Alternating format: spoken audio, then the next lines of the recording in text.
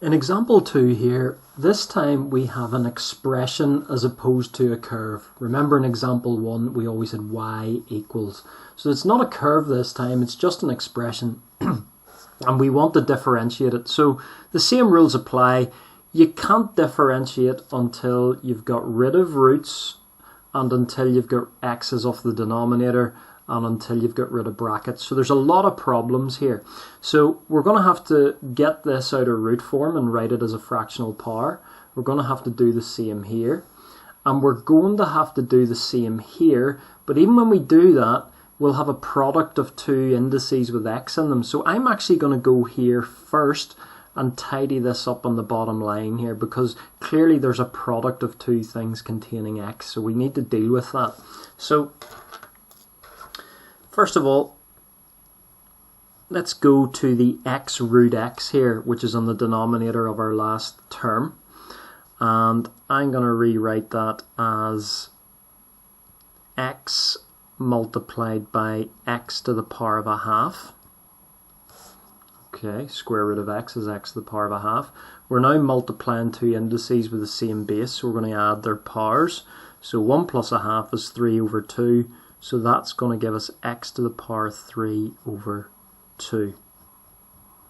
So that's very important there. Okay. What we're now going to do is we're going to get rid of these roots. So we'll write it out again. So we've now got 6x to the power 3. Subtract. We're taking the fourth root of x, so that's the same as x to the power of 1/4.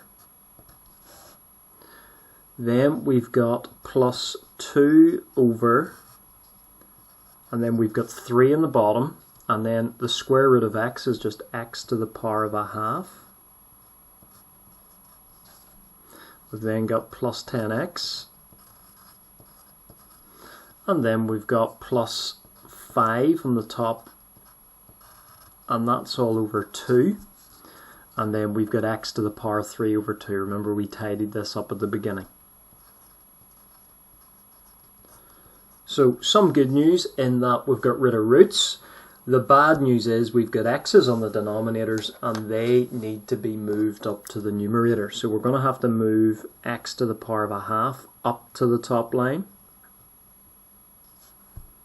And we're going to have to move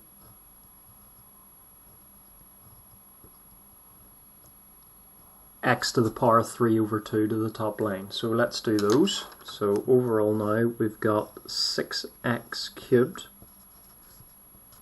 minus x to the power 1/4. We've got plus 2 over 3. Remember, the 3 stays in the bottom, so only x is moving to the top line. So move x to the top line and then change the sign of its power. So now x to the power minus a half. Plus 10x, we've then got plus 5 over 2, and then move x to the power 3 over 2 to the top line, so we're changing the sign of its power. So it's going to be x to the power minus 3 over 2. So we've got rid of roots, we've got all the x's on the top line now, so now we're in a position to differentiate. Now, I'm not going to write dy by dx this time because the original expression didn't have an equal sign. It wasn't y equals. So I'm not going to write dy by dx, but I am going to put a little title, differentiate.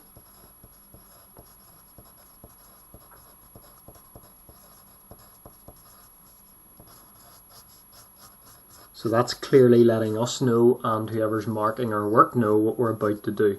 So let's differentiate the first term. Multiply the term by the power of x, so that's going to be 18x, and then we're going to subtract 1 from the power, so it's going to be power 2. Again, next term, multiply the term by the power of x, so that's going to be minus 1/4, and then we've got x, and then subtract 1 from the power, so 1/4 minus 1 is minus 3/4. Next term, multiply this term here by the power of x, so it's going to be negative a half multiplied by positive 2/3, so it's going to be a negative, and then 2 times 1 is 2, and then 3 times 2 is going to give us 6, so minus 2 sixths, then copy down our x, and then subtract 1 from the power. Minus a half minus 1 is minus 1.5, or minus 3 over 2. Okay, differentiate plus 10x. Again, there's a quick way now to do this. Remember I said to you, when you're differentiating an x term where the power of x is just 1, you can just get rid of x and you're left with its coefficient. So you're just going to be left with plus 10. Or if you're not happy with that, you can make the power of x 1. So multiply the term by the power, so you're still going to get plus 10, and then subtract 1 from the power. So you're going to get plus 10x to the power of 0, which will just give you plus 10. And then our last term here, multiply the term by the power of x. So we're multiplying plus 5 over 2 by minus 3 over 2. So plus times minus gives us minus. 5 3s are 15. And then 2 2s are 4.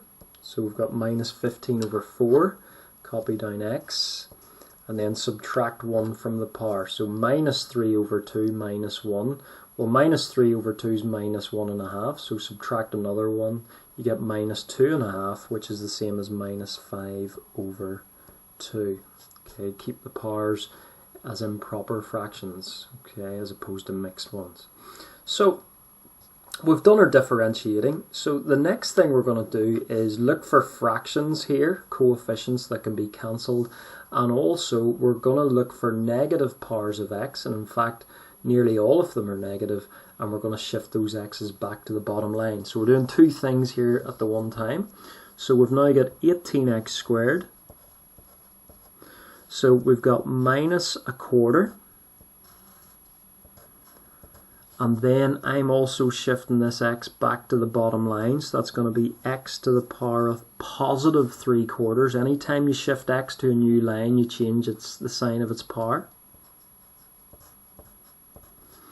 And then minus 2 sixths will simplify to 1/3. And then again, I'm going to move this x to the bottom line to make its power positive. So we're going to have x to the power of positive 3 over 2.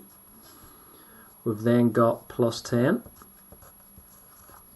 And then we've got minus 15 over 4. And then again, we're going to shift x to the bottom line, so we're going to change the sign of its power, so it's going to be x to the power of 5 over 2. Okay, what we could also do now for completeness is we could get rid of the fractional powers and bring roots back in. So if we did that, then we would get 18x squared minus 1 over 4. And then we're taking the 4th root of x, and then x is being cubed. Or you could put the power 3 outside the root as well, that's okay to do that. And then minus 1 over 3, and then we're taking the square root of x, and then x is being cubed. And then we've got our plus 10. And then we've got minus 15 over 4. And again, x to the power of 5 over 2. The denominator of the fractional power tells you what root to take of x. So we're taking the square root of x, and then the power of x is just 5. And that's perfectly sufficient.